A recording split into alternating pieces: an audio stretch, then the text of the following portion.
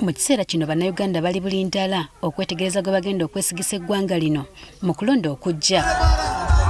Abeegwanyiza obwa pulezidenti bali mu kutalaga bitundu bya ggwanga eby'enjawulo nga bakuyega abawagizi okubassaamu obwesige. Kati Omulabirizi w'e Namirimbe ayawumula Kityo Luwalira asabye bannayuganda okukuuma emirembe mu budde buno bakakuyege. Kale Katonda atuwa omukisa atukuume era tubeere Uganda tugyagale era twagale ne bantu bannaffe. Ono era asabye bannayuganda okutwala obulamu ng'ekyomuwendo kubanga ebyokulonda biggwa ate bo ne basigala ng'obulamu butambula. Okulonda ekiseera kijja kutuuka ku ggwe. Tuddemu tutuule n'abantu bewavuma ne sekuvuma yenna, bewalengeza ne sekulengeza yenna. N'olwekyo Katonda atubeere omulembe guno biseera bino nze ndabye okuvuma kwe nali sirabangako. Luwalira era asabye abantu obutava ku nnono ya buntu bulamu.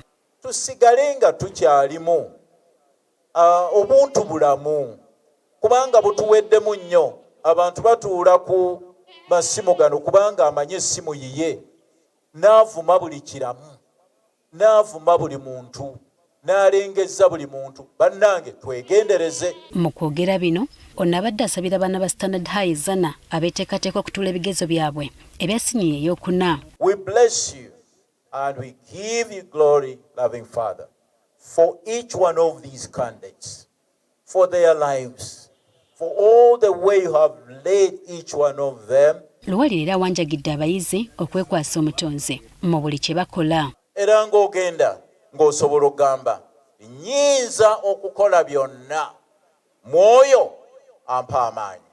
If you're a believer, Philippians chapter 4 verse 13. Our candidates, you are not walking into this journey alone.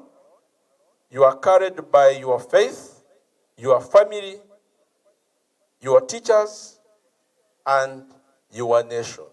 Don't be tempted to think of any other person that he has exams and therefore you are taken up by such and then you land in problems. Akubiriza abazadde okulungamya abayizi bano.